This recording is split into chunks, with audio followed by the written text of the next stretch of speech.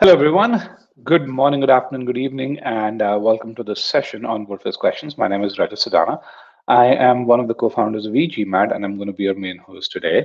Um, so, with that, let's kind of get started. Let me just share my screen, and let's get to it.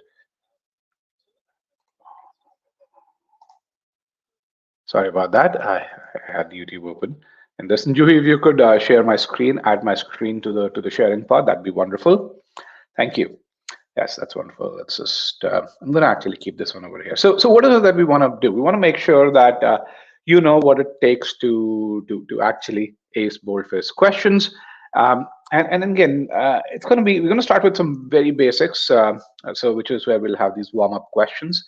We'll have about 5 questions here. And the goal over here is to kind of make sure that you're aware of the various components that boldface questions test. I'm gonna My goal is to spend about 20 minutes over here. These are brand new questions. We'll see how long we take. Then we have 2 difficult questions. So think of this is where we kind of refreshing the foundation. I won't say building the foundation because that takes a lot of time. I do expect you guys to have some sort of a foundation here, but then we're going to utilize that foundation and solve some difficult questions here, and then we'll look at what are the next steps. So overall, the session should be about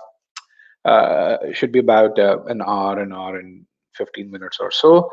Now, before I get started, I want to make sure that you guys know who we are, what is it that we do. So I'm going to tell you a bit about eGMAT and some of the achievements that we've had. That's going to be about 5 minutes over here. So with that, let's get going with this.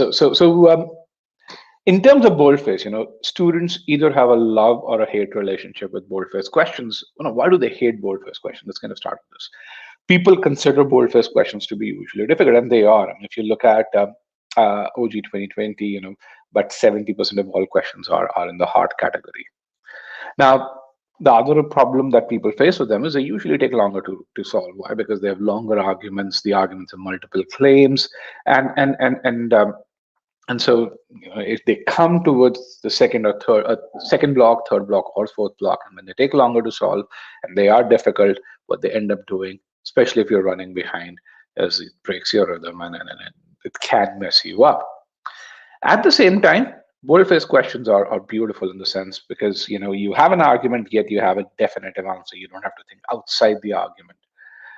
Another piece which is very critical when it comes to boldface questions is that, hey, because their structure of the argument question, you kind of understand, or solving these questions requires that you understand how the argument is built. It builds good reading skills, and as you build those good reading skills, it not only helps you answer these questions correctly, but also argument-based questions such as strength and weaken assumption, evaluate questions, as well as it does help you do better in GMAT RC.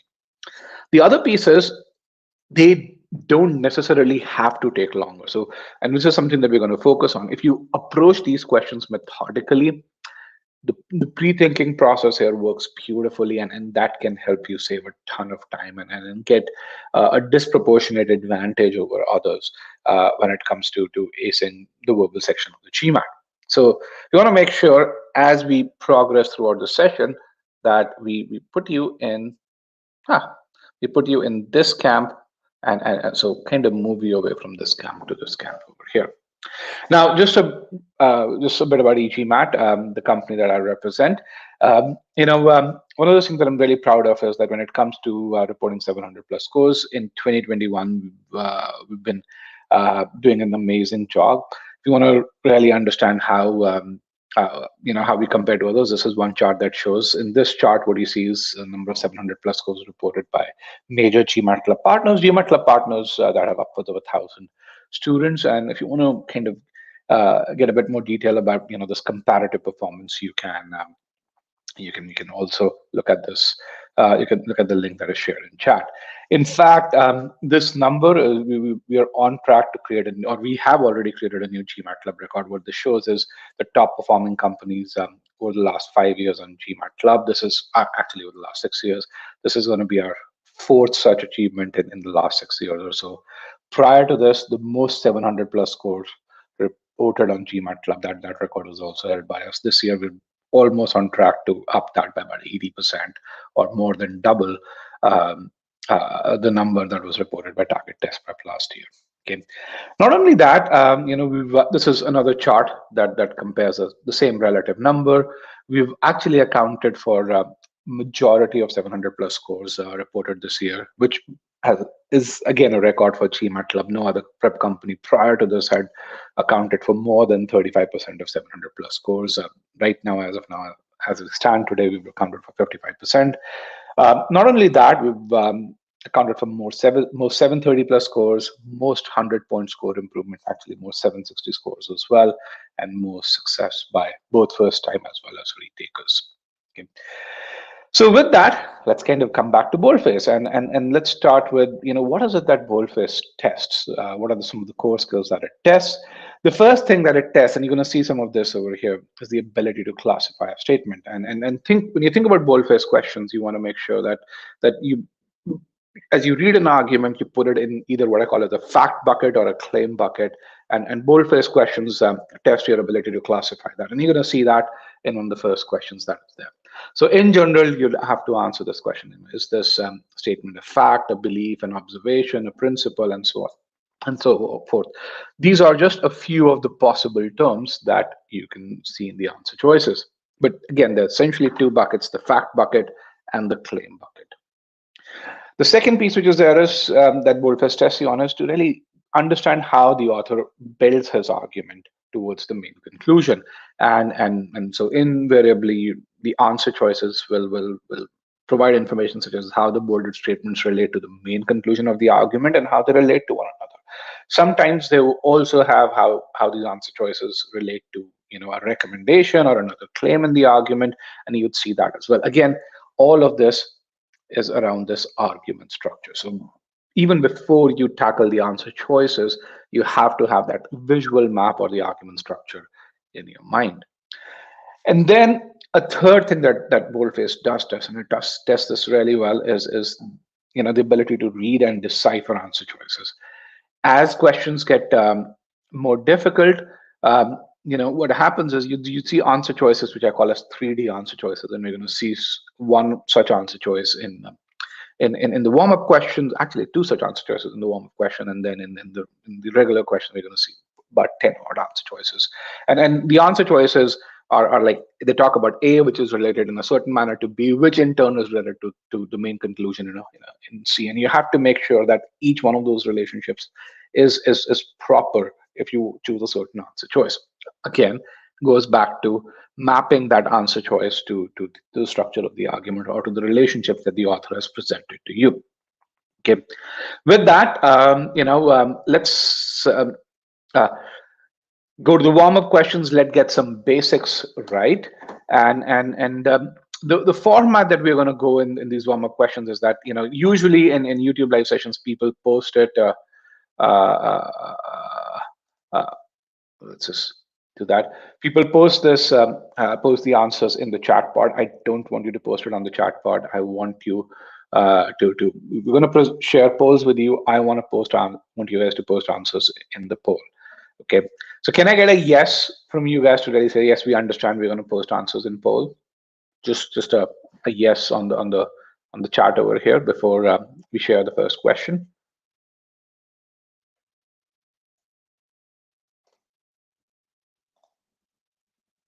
Perfect. A few more yeses would be wonderful. I don't want people posting answers here. I have Nirmesh who said yes. Hardik has said yes. Perfect. Good. The other piece which is there is that these questions have multiple correct answers. So the poll that you see is a multiple response poll. So you'd get it correct only if you mark all the correct options.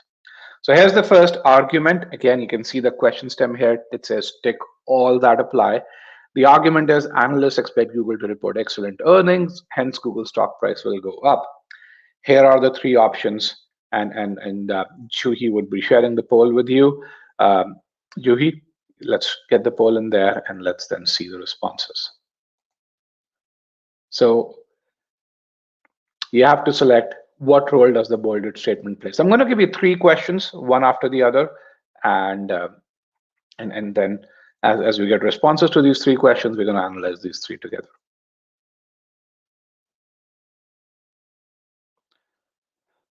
So I'm going to give you about a minute to select the answers. Just put in counter.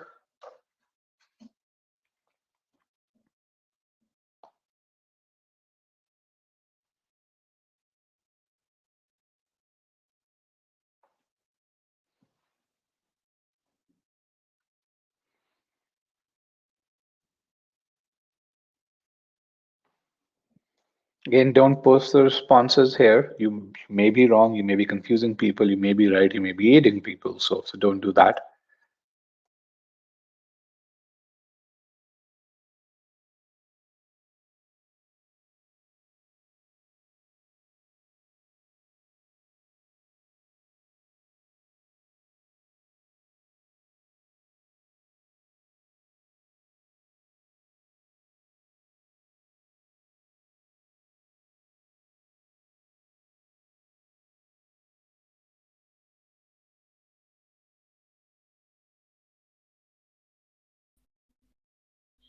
Hi Rajat, are we sharing the second?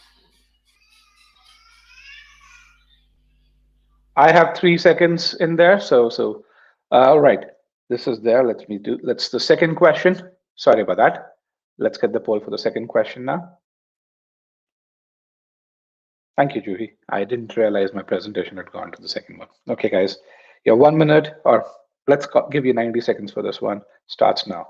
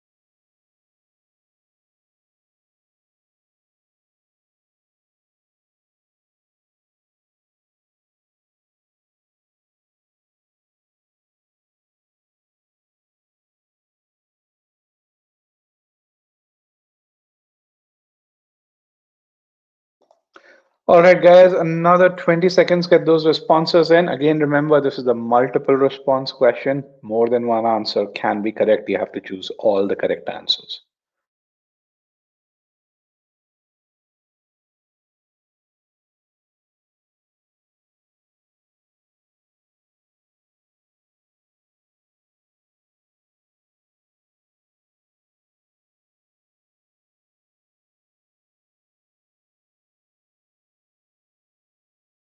All right, 5, 4, 3, 2, and 1. Juhi, let's get the third question here.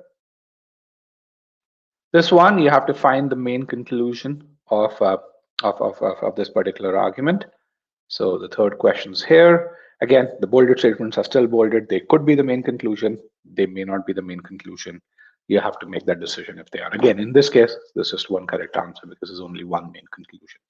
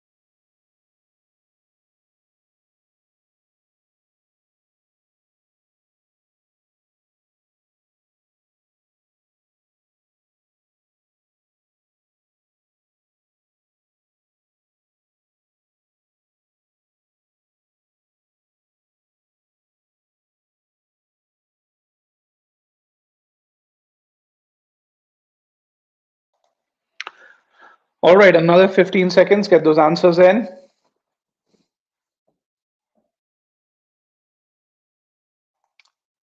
5, 4, 3, 2, and 1. All right, I'm going to end the poll. Let's move forward. Let's get to the answer keys. Before I do that, how did this feel? I mean, simple argument. Then we increase the complexity, added more questions to it. So, were you guys confused? Did it mess up with your brain? Was it simple? How did it feel? Again, these are foundation questions, some of the basic ones. Let's go to YouTube, um, and let's make sure that that I can see your responses. So, so how did it feel? Type in your answers, and while we go here to this point here. Okay, let's start with this. Analysts expect Google to report excellent earnings, hence Google's stock price will go up. Let me just tell you, how did you guys approach this? So I had two people who chose this. In this case, I would say so. Two people who chose this.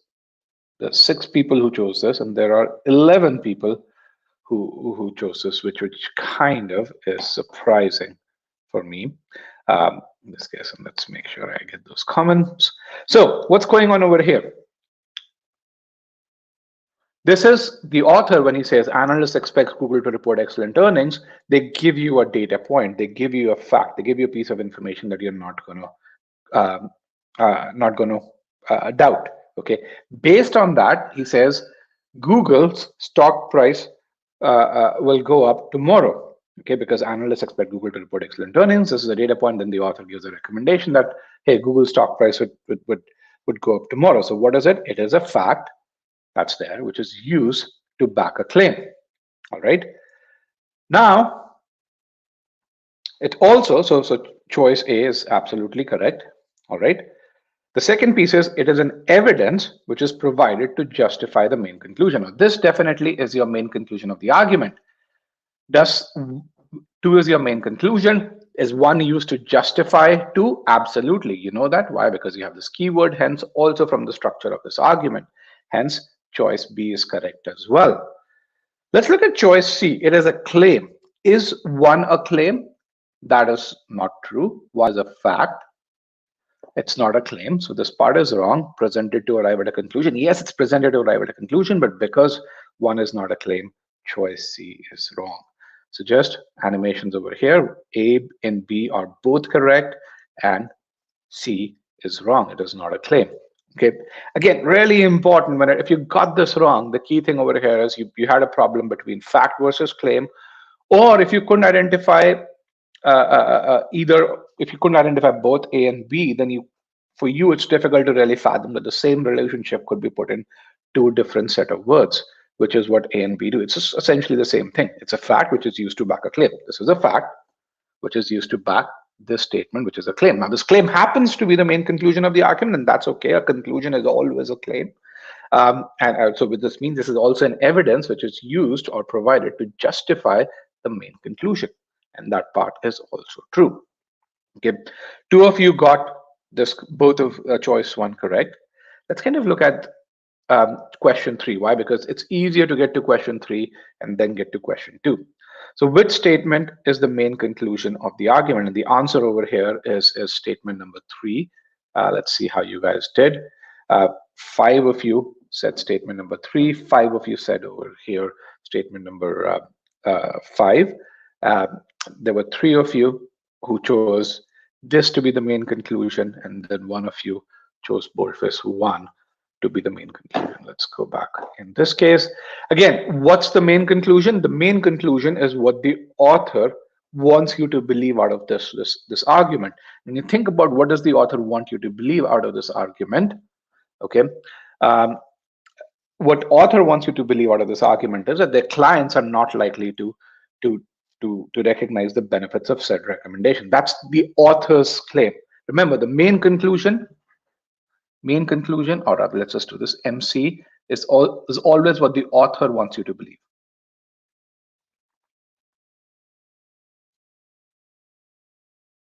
Let's go here. You do.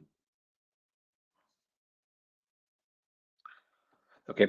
Hence, they recommend purchasing Google stocks. That's a recommendation, yes, but it's not the author's recommendation. It's the analyst's recommendation. Remember, main conclusion always belongs to the author. Okay, so Sunny, yes, that is a claim or that's a recommendation that more accurately, but it's not the author's recommendation. Hence, it's not the main conclusion of the argument. Okay, this part, most of that increase is already baked into Google's current stock price. Statement number 5, I'm going to just erase these pieces over here. This is used to justify statement 3. It's used to make sure that statement 3, which is the main conclusion, is more believable. Again, the ability to map the role of each statement is one of the fundamentals of what boldface does, or what boldface tests. And that's even before you go to the answer choices. One thing you have to do is you have to take arguments, say what's the role played. First of all, what is the main conclusion? And then how does the author arrive at that conclusion? What is the role played by each statement in that argument? Okay. Again, about 35% of you got the main conclusion right. The other 65% did not. And it clearly shows where you need to work on. Okay. Any questions about statement number 3 or question number 3? Why this statement is the main conclusion? Let's go back. Any questions about this before I move forward? All right, it seems there are no questions. I'm going to move forward. Juhi, if you could. Yeah, sorry, I wasn't synced. Perfect. Let's go to statement number 2, which was the more complex of this. Okay. So Goldman's analysts expect Google to report higher than expected earnings, hence they recommend purchasing Google stock. So what is this? This is a fact. It is used to back a course of action. What is the course of action? Hey, purchase Google stock. So this one is correct. Okay. Now, the next piece. Is this evidence that is used to justify the main conclusion? Does this, one, help justify the main conclusion, which is statement number 3 over here? Does help justify 3? The answer is no, it's not used to justify the main conclusion. Hence, this is wrong, and you're going to see that as well. So this is not the correct answer. Okay. Now, it is evidence, yes, which is used to justify a conclusion. Which conclusion? This one over here, which is 2. Let's call this 2. This is a conclusion that is challenged by the main conclusion of the argument. So this part is correct, this part is correct, this part is correct. Hence, C is also correct. So for number 3, both A and C are correct. B is wrong. I'm going to just erase the pieces over here so you guys can see this. And so A and C are correct, and B is wrong. Why is B wrong?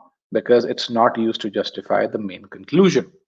Okay, so A and C correct, B wrong. All right. So this was our warm-up 1, just to really tell you what is it that boldface tests. We started with a very, very simple argument, and we made that argument a bit more complex. We gave you answer choices, and again, you can really see the same statement can be expressed in multiple ways. Those ways can have slightly different sentiments, and that's possible. So where did you falter and what should be your corrective action? So if you got question 1 wrong, you've got to figure out how do you differentiate between facts and claims. Why? Because question 1 choice C had claims over there. If you got question 3 wrong, which is the main conclusion piece, you've got to figure out what's the job of the main conclusion. And because that's kind of where you faltered. And these are the foundation. I mean, you don't even need to go to the answer choices. Why? Because if you're getting this wrong, then you're not getting even the basics in boldface right. And you need to fix those basics before you can really get there. And then if you got question 2 wrong, then that's kind of where the argument structure starts to play in. Okay. How is it evidence? Okay, what is evidence now, Navpreet? That's a great question. Navpreet says, how is this evidence? Let's go back to question number 3 over here. It is evidence which is used to justify a conclusion. Evidence is any piece of information, whether it's a fact or a claim, that's used to justify another claim. So that's evidence. That's used to get to a certain answer. Okay, think of it this way. Let's kind of look at evidence in the literal sense. Uh, let's see. Rahul's blood was found on the scene. Hence, Rahul is the killer.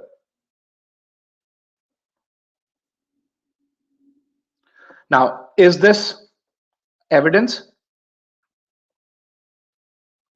Yes. Is this fact? Yes. And both evidence used to arrive at this claim, fact used to arrive at this claim. Okay. So does that help? Let's just make sure I get the answer. Napreet. In the same way, it is evidence.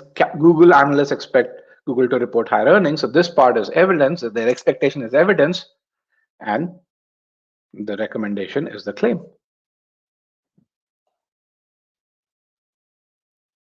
Okay. So an evidence is a word. 90% of the time, an evidence will be a fact. There are some cases where an evidence can be the claim. The role of an evidence is it's used to justify something, which is a claim or a decision or something. Okay.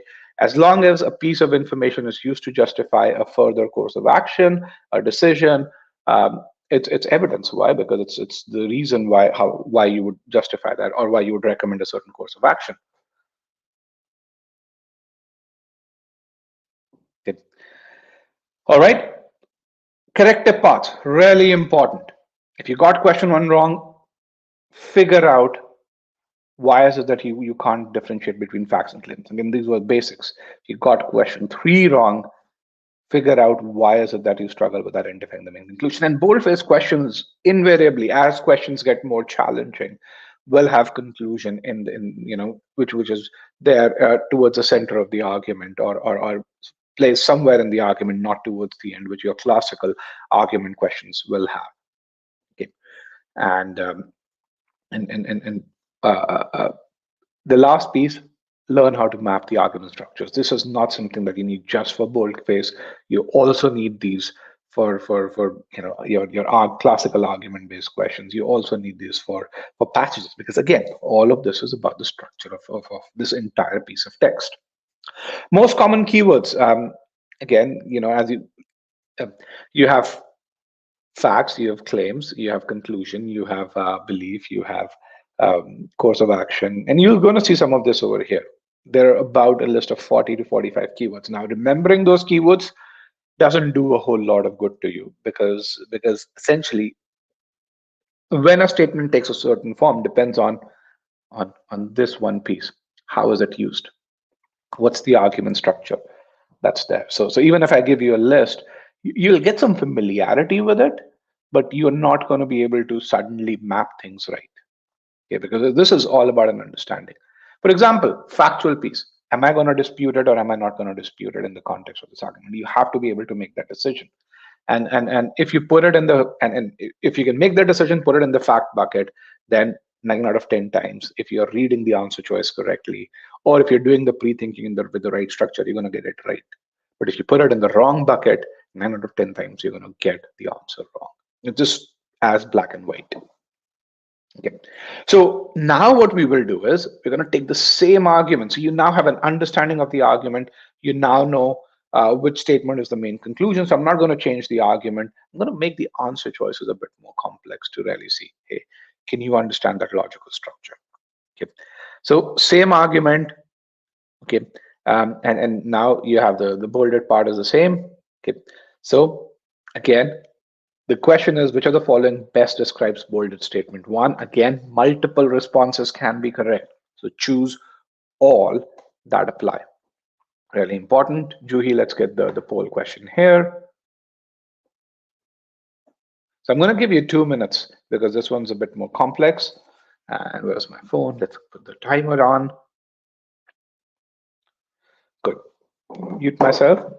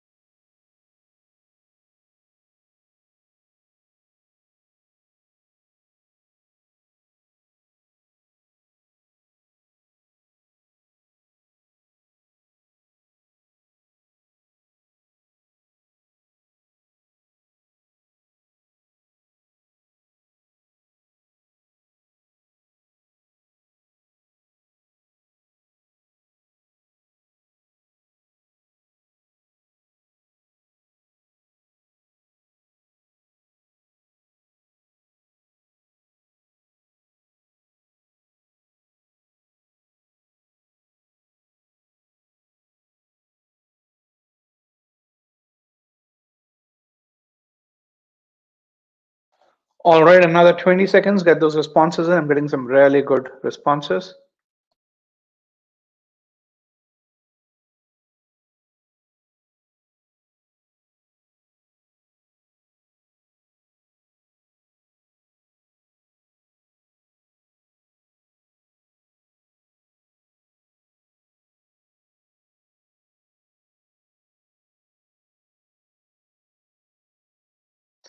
Five, four, three, two, and one. That is excellent. We did a lot better here. About I think 60% of you got it. 65% of you actually got it right. That's good. That's over here. This is good. You guys chose choices B and C. That's excellent. Okay. How does it feel? To get this correct now. So how does it feel overall to get this right?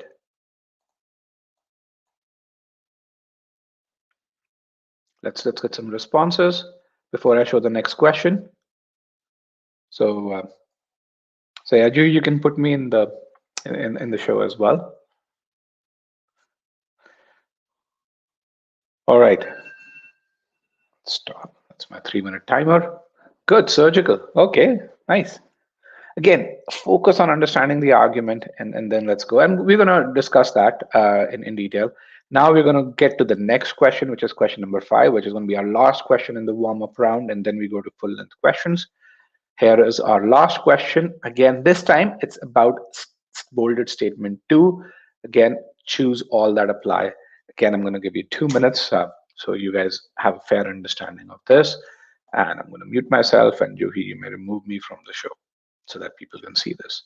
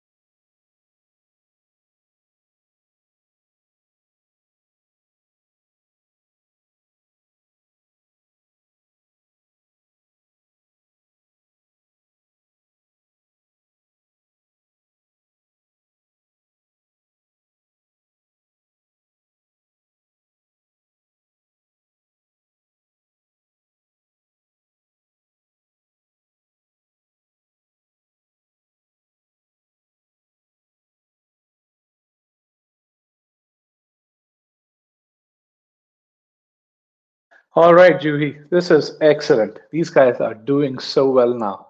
I think we're done with the session.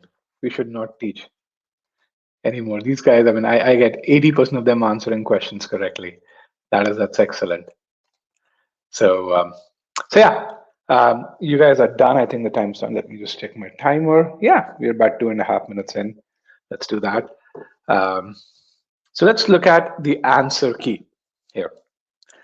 So question number 4. Let's look at this. Question number 4 says, the following best describes boldface statement 1, and the correct choices are B and C. Okay. It is evidence that is presented to back a course of action. So, which is what it is. Hey, they recommend their clients, but that their clients purchase Google stock. So that's a course of action, and it's evidence that they do that.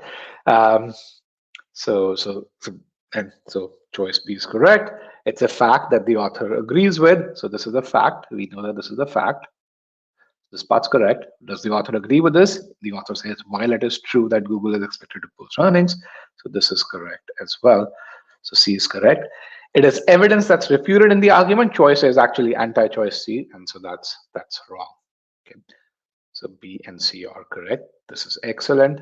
Let's look at this over here. We're talking about statement number, the last statement, or boldface statement 2, or statement number 5 in our original classification, where we had in question number 3. Is it evidence that's refuted in the argument? No, it's not evidence that's refuted in the argument. Um, Actually, hold on. No, sorry, wrong question. We already did that question in this. We already did that. So statement number 2, what role does it play? Is it justification provided to support the main conclusion? Absolutely. And about 80% of you got this right.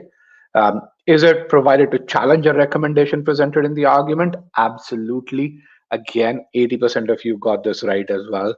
And is it evidence used to justify a conclusion that is challenged by the main conclusion? No, that's not the case. Why do we say that? So let's kind of talk about choice A. Justification provided to support the main conclusion? Yes, this part over here supports my main conclusion, which is this part over here. Any doubts over this? Let's call this A supports B over here. A, B, which is B is my main conclusion. Okay, any doubts here? Yes, no? If there are no doubts, then I'm going to move forward, which is what makes A correct. It's justification provided to support the main conclusion. Okay. Now, let's go back to the next slide. Actually, we can do this over here. Now, it's justification provided to challenge a recommendation presented in the argument. So what is a recommendation presented? Purchasing Google stock. This is C over here. Okay. So A challenges C. So so this is correct as well, which is what makes B correct. Okay. Justification is reasoning. Justification is as simple as reasoning. I understand it's a bit more complex word. It's reasoning, and that's all you should really look at. I mean, think about how you justify something. I justify buying an iPhone because I do a lot of productivity. I do a lot of work on my phone. Okay, so because I do a lot of work on my phone is your justification for buying an iPhone. Okay, does that help, AB? So justification is reasoning. You're justifying spending time attending this session because you want to get into a top B school. So that's kind of what your justification is, to really say, hey, I'm here doing this rather than having fun or with my friends or going out for dinner with my boyfriend or girlfriend or so. Okay, so it's reasoning. Okay, I mean, things aren't complex if you look at them. This is not rocket science. It's only, as I say, only rocket science is rocket science, essentially. Okay. Let's look at choice C over here. Just why is this wrong? Choice C says this is evidence. Let's call this 1, which is used to justify a conclusion. Okay, that is 2.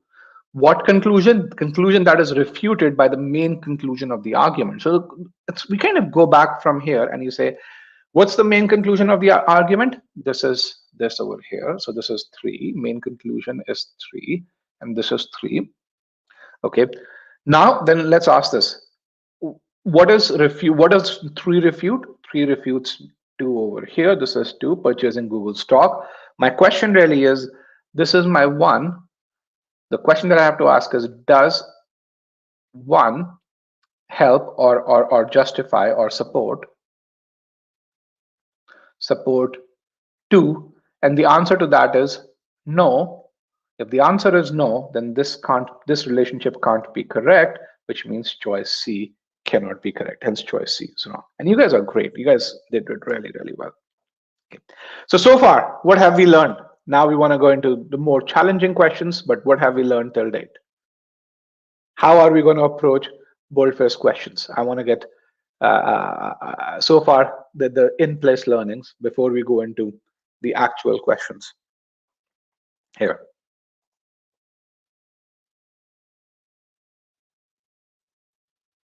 Does 3 challenge 2? Yes, it does. We did that earlier. By supporting the main conclusion, it does challenge 2. Yes. Yep. So what have we learned till date? Identify the role with respect to the main conclusion. Okay. Juhi, can you make my video bigger over here if it's possible? Yes. That even you can solve boldface questions. Great. What else? Do figure out how they're related to each other. Yes, that's wonderful.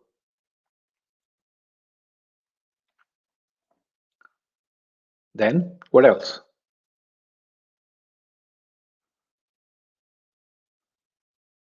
Are these difficult? I mean, is this something which needs to be confusing?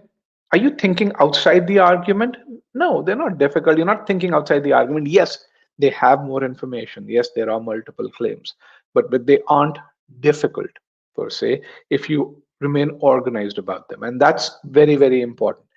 The key to excelling in boldface questions is being organized. And if, as long as you're being organized, you do wonderful job in solving these questions, and which, by the way, will also help you read your other arguments better. So one of the things that I want you to take away from this is that, hey, I want to understand how to read an argument so I can understand I can be in the skin of the author, as to really say why has he written certain aspects of the argument.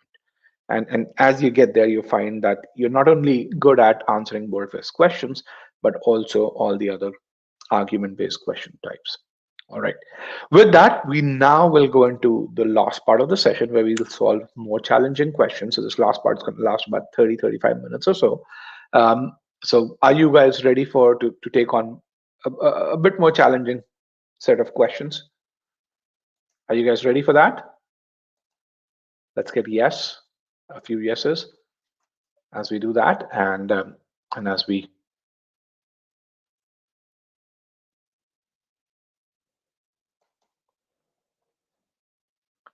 let's see if we can get some yeses. Yes, Pooja is agreed. Let's do it. Good. I like that attitude.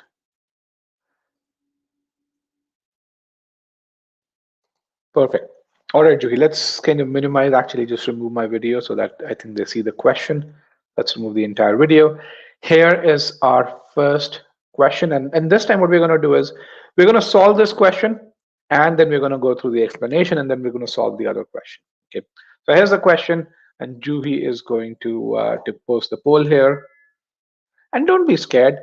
To be very frank, I mean, there's nothing to lose here, only to gain by learning. So yeah. So don't be scared of it. And again, the poll should have the question stem too. So if you can't read the entire piece here, you can go to the poll. So I'm going to mute myself, and good luck, guys.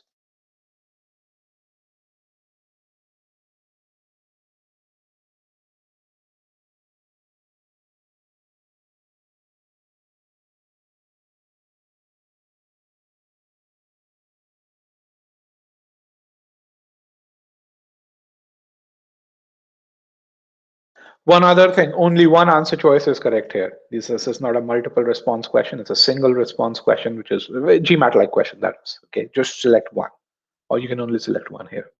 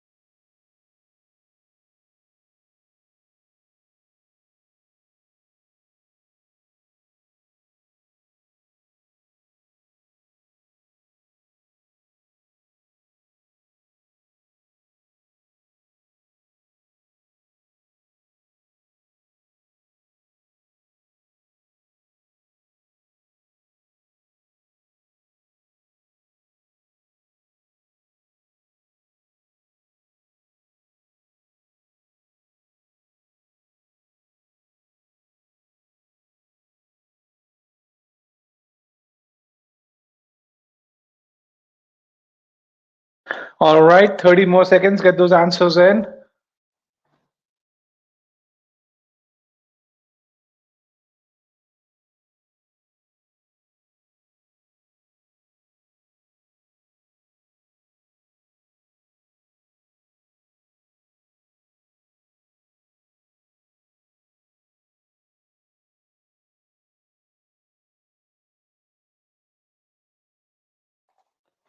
Five, four, three, two, and one.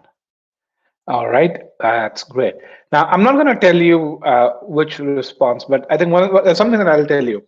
I was watching how your answers came in, and Juhi, you can make the video bigger for another 30 seconds or so. I was watching as the answers came in, and and let's just stop my timer. So for the first 2 minutes, only one person has chosen the correct answer, and or first 2.5 minutes or so, and the other ones there were about 10 incorrect answers there.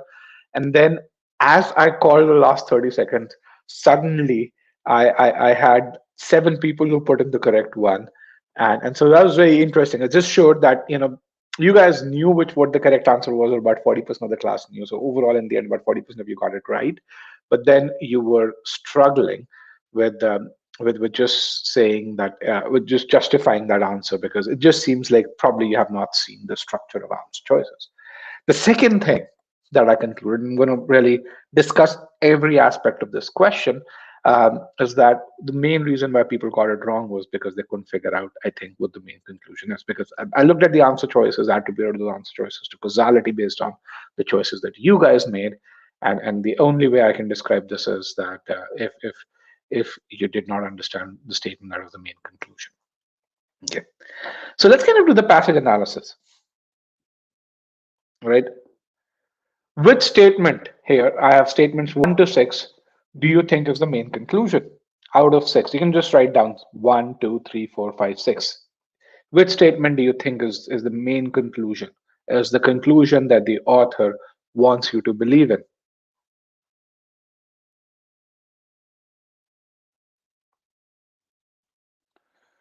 Which statement do you think is the main conclusion here, from 1 to 6?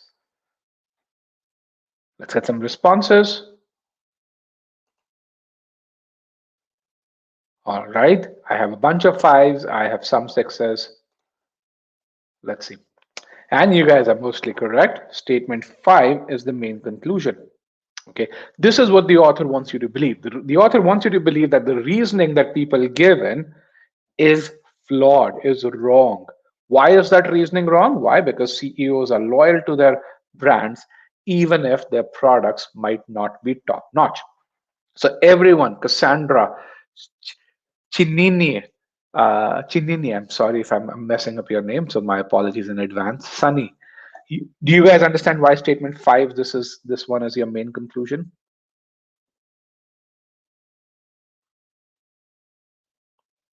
6 is the reasoning or the support behind the main conclusion. So 6 supports the main conclusion. And that's, thank you, Napreet. That's excellent. Okay. Again, what makes this complex is that there are 3 claims here. This is my claim 1, which is not the author's claim, it's people's claim. This is claim 2, and this is claim 3. Okay, and claim 2 is my main conclusion, or statement number 5 is my main conclusion.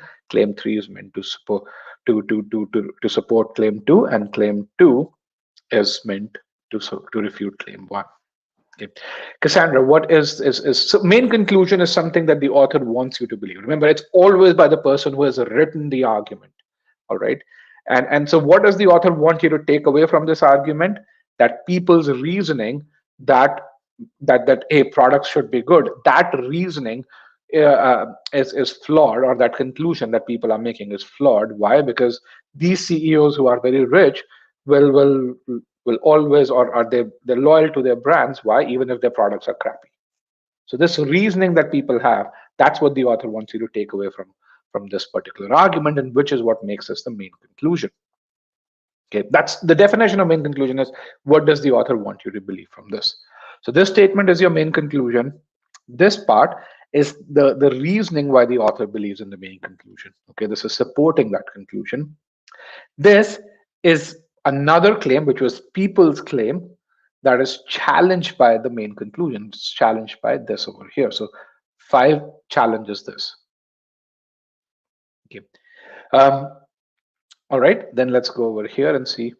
Let's go to this. What is this? This is boldface 1. This is an observation. You could call it evidence. It leads to a particular reasoning by people. So the article states that CEO is always seen using products made by her business and is never seen using any products from another brand. This is an observation. If you think about it, this happens, right? CEO is seen doing that. This led to conclusion number 4, and which this statement number 4, which is challenged by statement number 5 over here. Okay. Um, Statement number 3 is a result of 2. Because CEOs are seen using products made by their business, that's kind of an inferred outcome that sales of K&G products have leapt high. Okay, so that's piece over here. And statement number 1 is context. It's just the author is giving you this, that hey, this is where this excerpt is from. All right. Shashikant says, what am I lacking when I'm drawing wrong inference from a passage? That's a really good question, and that's a question that many of you will have. Shashikant, I think it's when you think about why am I getting something wrong, essentially, which is what your question is. And you, if you can make the video bigger, I think that's there that way because people don't focus on the text. You have to answer 2 questions. Is there something wrong in my concepts? Okay, do I not know something, or is there something wrong in my process, which means am I not doing things in the right sequence? And the answer to your question is probably both. I would say it's 70 to 80% process and 20% concepts, because we all know the conceptual piece. Most people know in critical reasoning there aren't very many concepts. Okay, but where people typically lack is they rush through things. They don't really say, okay, what is statement number 1? Is it context? Is it claim? Is it fact? Is it used to do something? So when we're reading this, we kind of read that entire argument in a single go without wondering, what did I just read? And so for you, what you're lacking more often than not is process rather than the concept. But there may be some concepts that you may be lacking. Again, this is just in the context of critical reasoning. When you go to sentence correction, when you go to quant, concepts start to play a much bigger role. Critical reasoning, and structure plays a much bigger role. All right, hopefully that answers your question. Juhi, let's kind of go over here. Okay. So I'm going to just erase this. In this case, any doubts about the logical structure of the argument? Any doubts about the logical structure? Yes, no? Now, just to summarize, what is boldface 1? All right, boldface 1 is an observation. And again, the correct answer choice may not use an observation. It may use a fact. It may use evidence. That's okay. It's an observation, which led to a certain claim or reasoning or a certain conclusion. And which that claim is refuted by main conclusion. Boldface 2 is again is justification to arrive at the main conclusion. That's basically it. That's boldface 1 and boldface 2. Just even before going at answer choices, I want to know in my mind what boldface 1 and 2 are, so that the answer choices don't confuse me. Okay, so this is the entire argument that's there for you.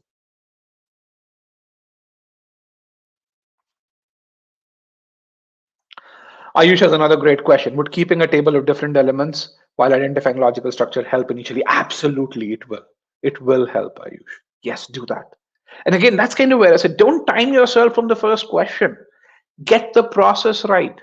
Okay. Once you get the process right, the timing will automatically fall in place. Once you get the process right, you feel the need to really keep a table will go down, but you have to start with keeping a table. I mean, think about it this way over here, right? Why the hell do I have this slide for you guys? I mean, I don't need it for myself. I can do it all in my brain. But if you don't see it visually, you won't be able to track these intricacies, I'm sorry. And you want to make sure that you're able to track such intricacies so that you build that level of understanding. Okay, let's go forward. Okay, the first describes a circumstance. Circumstance is a situation. That's okay. That the argument as a whole seeks to explain. Now, when it comes to defining what's the purpose of writing the argument, you always have to, and again, you always have to focus on the main conclusion. The main conclusion is such reasoning is flawed. Okay, this is my MC, main conclusion. Okay, and when you think about this to really say, hey, does is the purpose of the argument to explain why CEOs are always seen using their product? The answer to that is no. The reason why the author has written this argument is to really say, hey, people, the reasoning that you're putting on is flawed. Okay, and that's the main conclusion is the reason for writing the argument. And so while this is okay, this is wrong. Let's also look at the second part of choice. So the second provides a statement that the argument as a whole seeks to establish. Okay. Now, does the argument seek to establish this? No, the argument is written to establish the main conclusion, which is this part over here. So this part for me is also wrong. So because this is wrong, this is wrong. Choice A as a whole is wrong. Okay. Let's look at choice B. The first describes evidence, and that's correct. An observation, a circumstance can be evidence that has been taken as supporting a conclusion. And this word a conclusion means that it may be the author's conclusion, it may not be the author's conclusion, but it has to be a conclusion, a claim, a belief. Conclusion, blame, conclusion, belief, claim, the justification, they're all in the claim bucket over here. They're terms that more often than not are used interchangeably. When you look at this, the first describes evidence, that is correct, that has been used as supporting a conclusion. What conclusion does it support? This one over here. If the extremely rich CEO who has a lot of choices is still using K&G brand, then the product should be good. So this conclusion over here is what, and let's just see if I can change the color here. So this conclusion here, the products must be good, is supported by number one. This is my number one, and this is the conclusion. This is number two. So let's go over here and let's go back. So this is correct. This is correct.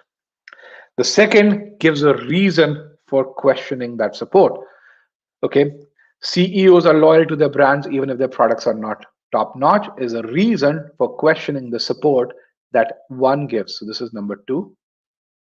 Let's just minimize this. Let's just clear this out. And I'm going to clear this out as well. This is number two. Does number two question the support that number one gives to this part over here? Absolutely, it does.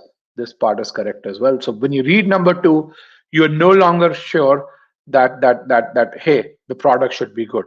So you're questioning the support that one gave to two, and this part is correct. Hence, choice B is correct as well. So choice B is the correct answer. About 40% of you actually got choice B. Let's just put in 40% over here. You guys got it. That's great. Let's look at choice C. Okay. Choice C says the first describes evidence that has been taken as supporting a conclusion. So, it's the same part as this. This has to be correct. The second states a contrary conclusion, that is the main conclusion. Is that the main conclusion? Absolutely not. That is not the main conclusion of the argument. Hence, choice C is wrong. Many of you chose choice C, which means you got the first part right. You weren't sure about this, so you settled for the main conclusion piece. Again, remember this. Identifying the main conclusion, a key piece here. Okay. Let's look at choice D. The first describes evidence in support of the main conclusion of the argument. Again, that part is wrong. It's not in support of the main conclusion of the argument. The second does not state that conclusion. So this is in choice D, both A and B are wrong. Let me see how many people chose choice D here. Choice D is about three of you. Okay, and then choice C, E for elephant is also three of you. The first describes evidence. Let me just erase this over here. Evidence in support of the main conclusion of the argument. No, it's not evidence in support of the main conclusion of the argument. The first does not support the main conclusion. Remember, this is the main conclusion. Such reasoning might be flawed, and one doesn't support that. The second does not state. Hold on. Sorry, I didn't have choice here. The first describes a circumstance that the argument as a whole seeks to explain. The same reason why choice A is wrong. This part in choice E is also wrong. The second gives the explanation that the argument does not dispute. Agreed, this part is okay, but because of the first part, choice E is wrong as well. Okay, so this is okay. All right. What did you learn from this, Juhi? If you can make the video bigger, what did you learn from this? I mean, 40% of you got it right. This was a 700 level question. So what did you learn from this?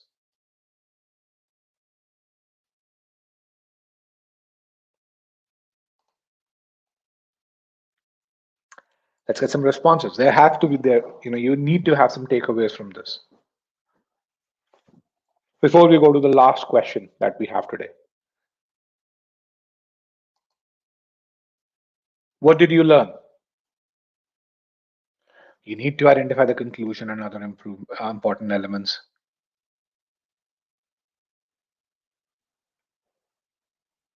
Yes, do not look at the answer choices correctly. Really important.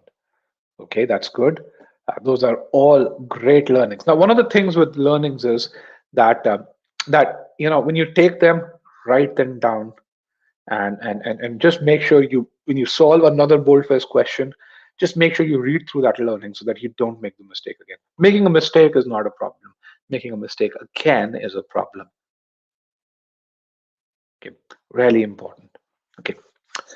With that, so good observations that are there. Are you ready for the next question? Are you ready for the next question?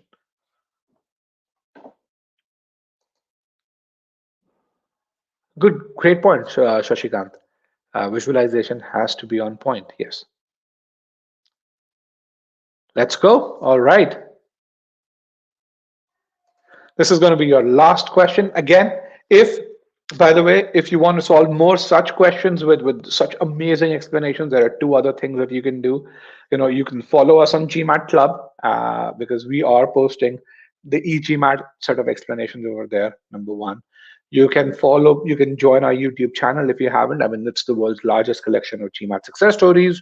And we will post some questions with these fantastic explanations there. So make sure you can do that and you'll get such detailed explanations here. Okay. So with that, we have our last question for the day. Juhi, you can hide my video. Again, you guys will get 3 minutes to solve this question. So ample time. Put in the poll. Put in the poll here. I'll put in the response in the poll link. Okay. All right. I'm going to mute myself. Good luck, guys.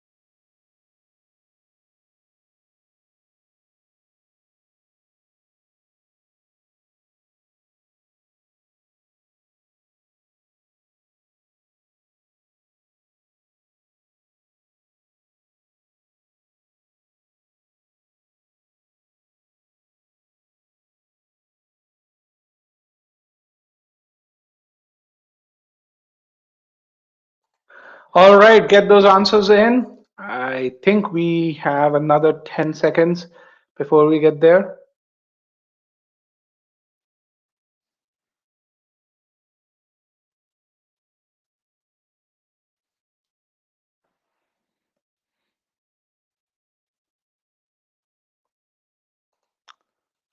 5, 4, 3, 2, and 1. All right. Okay, let's get started with this. Now, I can see more and more of you guys are getting closer to the correct answer. That's good. That's progress. I still see, I think, last look at the number, let me just look at the numbers again. About 50% of you got this right. That's excellent.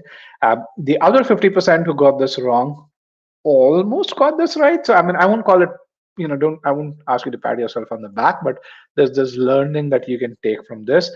And Cassandra, uh, I would say, yeah, we'll see where you are, and you may be correct, you may be wrong, but the very fact that you're confident in posting it is huge, a huge progress for me. So again, just to really summarize how we go about doing this, the first step is always read and classify the statements, then figure out what the main conclusion is, and figure out what each statement does with regards to the main conclusion. Then, before you look at the answer choices, do this pre-thinking, and then once you've done the pre-thinking, life is easy. All you have to do is cross, cross, cross, and tick. That's it. That's all I do. Right? So let's start with the first statement. Stock prices of companies that exceed $100 billion in revenue, called ELCs, rarely beat the market. What is it? It's a data point. It's a fact. Okay. It also is used as evidence to back up a claim, which we're going to really see. It is commonly thought. It's a common thought. One of the big things which is there is when you see this word, it's commonly thought. This means the author may not agree with it. Why? Because otherwise, the author would say this happens. He won't say it is commonly thought. Okay, it is commonly thought that this happens because the company is too big to grow faster than the overall market. Okay, the overall statement is a fact. There's an embedded belief or a general belief in it. Why? Because this happens because the company is too big to grow faster than the overall market. Okay, I'm going to actually just skip this over here. Um, Let's go here, and there's a belief embedded in this fact. Now, however is a contrast word. Really important. Whenever you see these contrast words, again, the same set of contrast words that exist in CR also exist in RC. The same sort of segmentation words that exist in CR also exist in RC. So, however, but, even though, these are contrast words. They exist in both CR and RC. These are, I won't call them red flags. These are attention markers that kind of ask that kind of indicate you should slow down, that you should pay attention to what's coming next. However, studies show that ELCs that provide higher return than the market. This is what I call as a segmentation word, a relative pronoun that segments. We are not talking about all ELCs from this point on. We are only talking about that select group of ELCs that provide higher return than the market. Okay, the majority of them are run by the founders. Now, this one, the author gives you two facts. Prior to reading this statement, you had absolutely no idea that there is that group of ELCs that exists that provides higher return than the market, which is what fact one does. It tells you. And then what fact two does is it tells you a characteristic that's common to these exceptions over here. That's okay. Then the author gives you another data point. It says, since most TLCs are under professional management that is inherently risk averse, so the author now gives you a characteristic of a majority of ELCs that, hey, it's run by not by founders, but it's professional management. And there's a characteristic of that such professional management is inherently risk averse.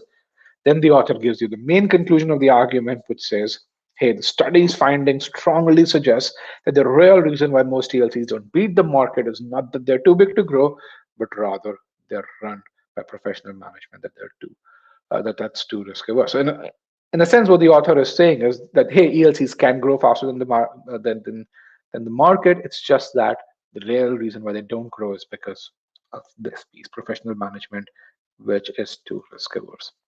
Okay, so let's kind of do the analysis. This is your main conclusion or the author's conclusion. This is a data point that supports the author's conclusion. The boldface, a majority of them is run by their founders. This also supports the author's conclusion. And how do we figure it out that it supports the author's conclusion? Why? Because if you remove the statement from the argument, this conclusion is no longer as believable. If you don't have that data point that a majority of them are run by their founders, that belief in why most TLCs don't beat the market, that belief kind of goes down. Okay. So far so good. Hopefully that's clear how boldface 1 supports boldface 2. Boldface 2 is my main conclusion. Okay. Again, the same piece over here. The entire argument is there. Um, Statement number 1 is a context or a fact on which the general belief about ELCs is built. Statement 2 contains that general belief over there, and this general belief is also challenged by this main conclusion. So main conclusion actually should be the arrow this way, because the main conclusion challenges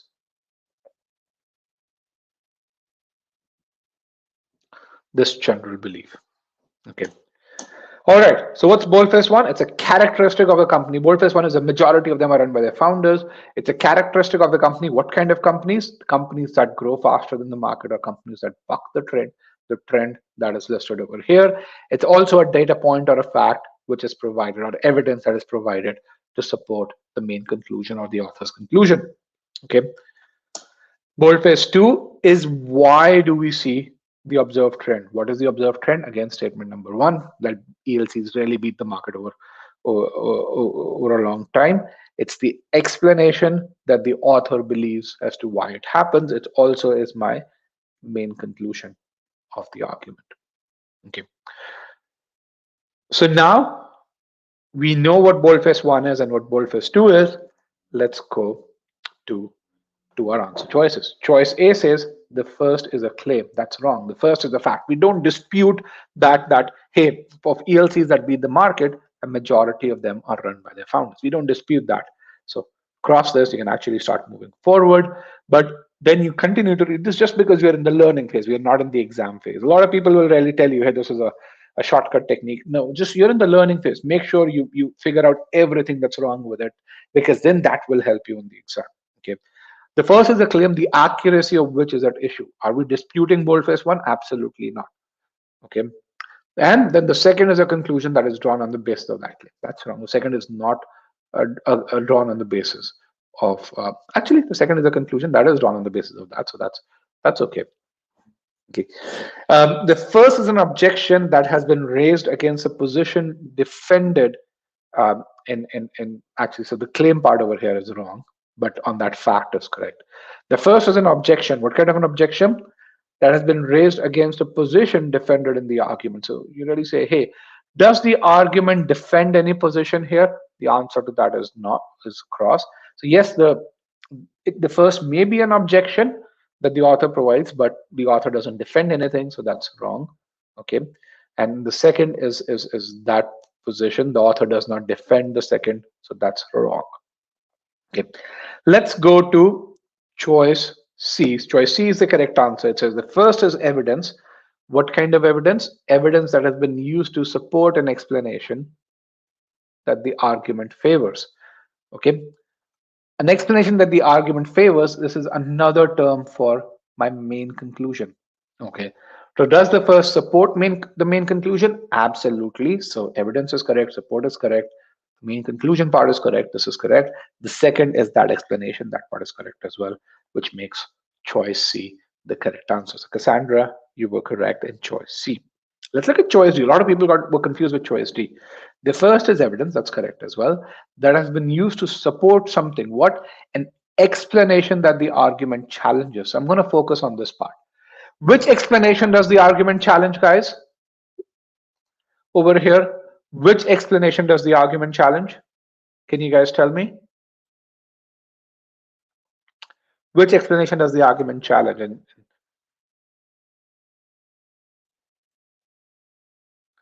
the argument challenges, let's get that. The argument challenges the notion that companies are too big to grow, right? Now the question is, does this part, a majority of them, the common thought, does this part support this explanation? Too Is that support correct? No, this actually refutes that. So this word support is wrong, which is why choice D for delta. And this is where most people faltered is incorrect. Okay. Choice E says the first provides evidence to refute what? An explanation that the argument favors. Again, remember this was my main conclusion. Is the word refute is wrong here. The second is that explanation. That is correct. All right. So this is why choice E is wrong. All right. So what are the core skills that you need? The ability to classify the statement, and again, what coming back to this before I go there, what have we learned from this? Juhi, you can make my video bigger.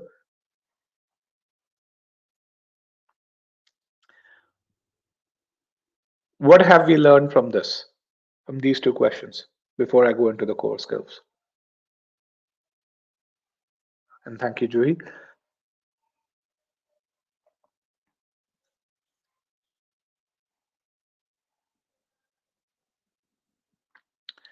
And again, if you like this session, then showcase the same on YouTube using the like button. That gives an indication to GMAT Club that this was useful for you. Okay. So what have you learned? You don't dispute facts by calling it a claim. Okay, that's good. AB, what else? What have you learned from this second question? And you guys are doing a lot better, frankly. I mean, when I looked at question number one and number of mistakes you guys made, I was really worried. But then I'm amazed by how much you've learned in this session. Do not confuse the main conclusion with another claim in the argument. How do you perceive nuances in structure in complex passages? That's good. Understanding the argument is important. So it's really good how as you do more questions, you can really see the learnings are repetitive. Okay. So again, what does it take to get every boldface question right? You need to be able to classify the statements. Uh, really important. And if you're an eGMAT student, we'll tell you where you'd learn this. The second thing is to figure out the argument structure as to whether it supports or refutes the main conclusion. When I say main point, it's the main conclusion here. Okay. How do the bolded statements relate to one another? Okay. Really important. Does it support? Does it refute? Is there no relationship here? And then when you're looking at this, Shashikant actually echoed this sentiment.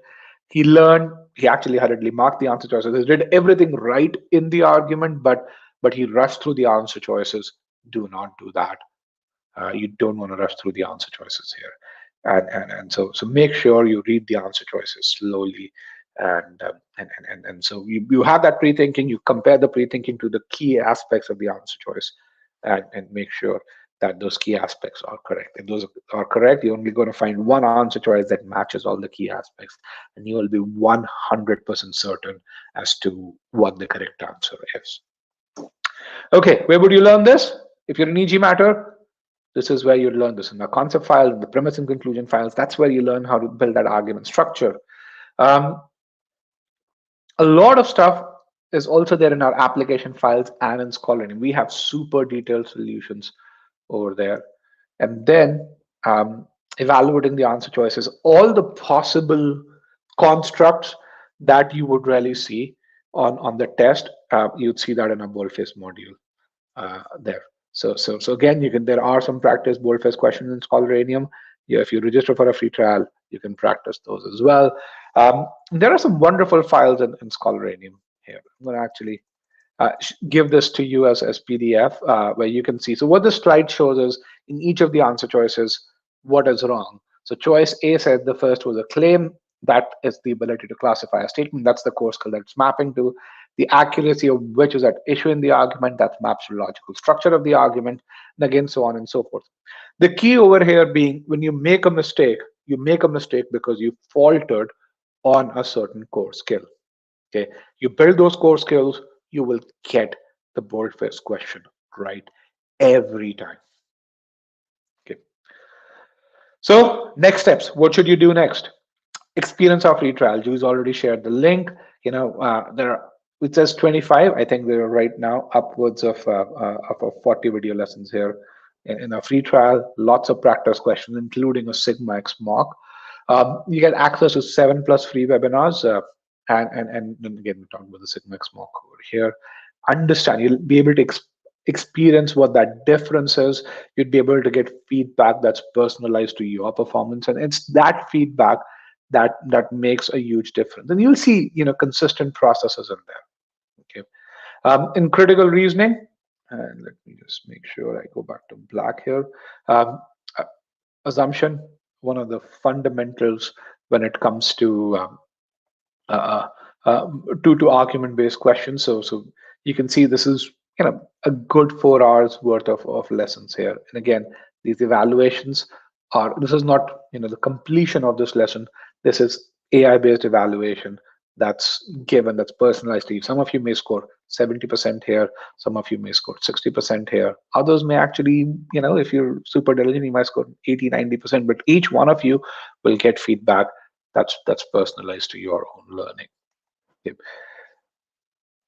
Similarly, when it comes to, let's go over here.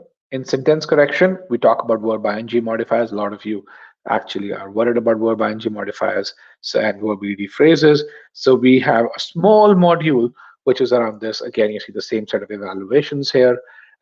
These are reasonably long but super engaging video lessons. You can see the how long do people take to finish them, and so again, really important with regards to some of the important concepts. You can really see if this fits your learning style.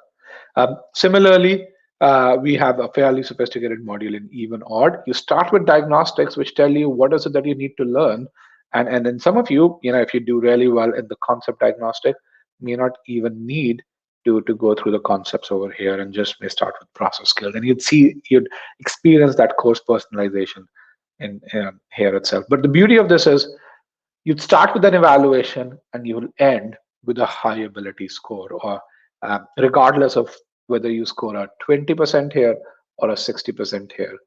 um, we find that 90% of the people, as they go through this GMAT skills practice quiz, are around that 70 to 90 mark. So you'd see a significant improvement as you go from uh, 5.1 to 5.8. That's about 3 hours of effort. And you're going to see that improvement happen. Okay.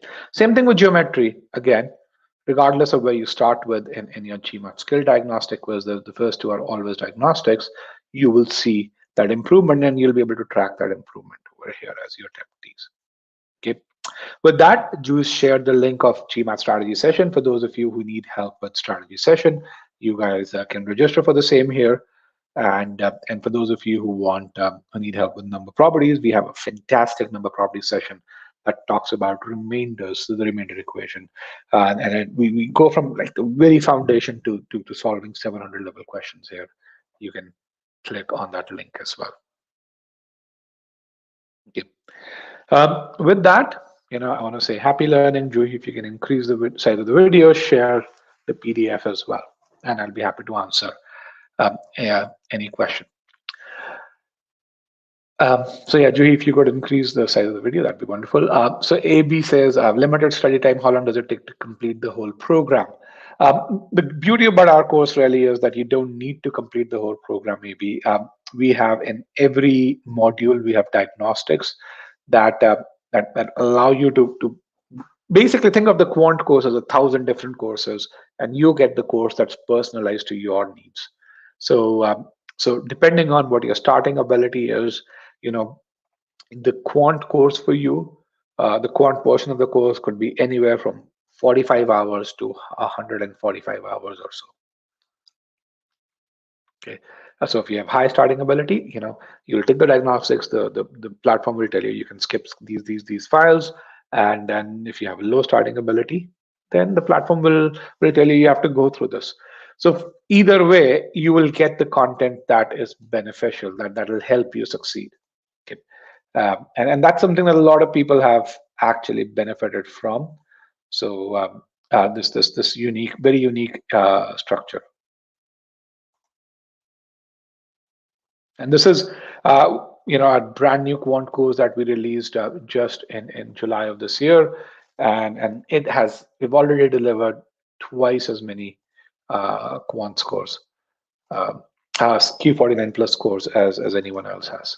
So Juhi is actually going to share a review with you, and if you go to GMAT Club reviews, you can see many such reviews. Okay. And again, if you like the session, do click on the like button. Awesome.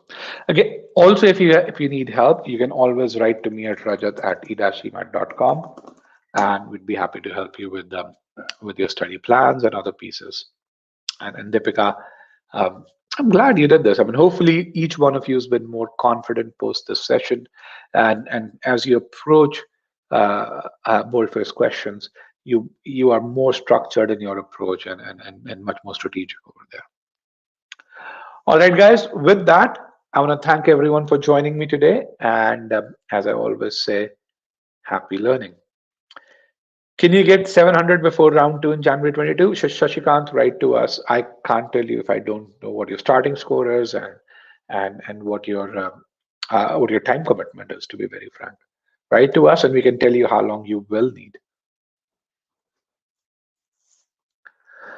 Navpreet says, I'm 710 right now with 2 months of self-study. Can I reach 750 in a month with your module? Absolutely, yes. I mean, in fact, I think just today or yesterday, we had a student who actually went from 710 to 760 in about 45 days.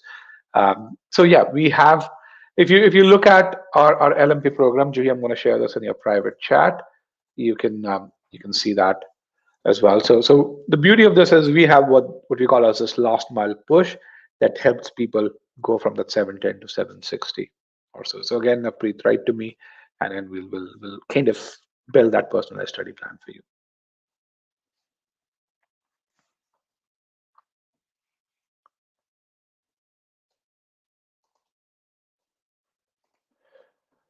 All right. All right. With that, thank you very much. And Juhi, I think there's no other question. Let's end the session. And as Juhi said, join the number properties and the other sessions. Thank you very much.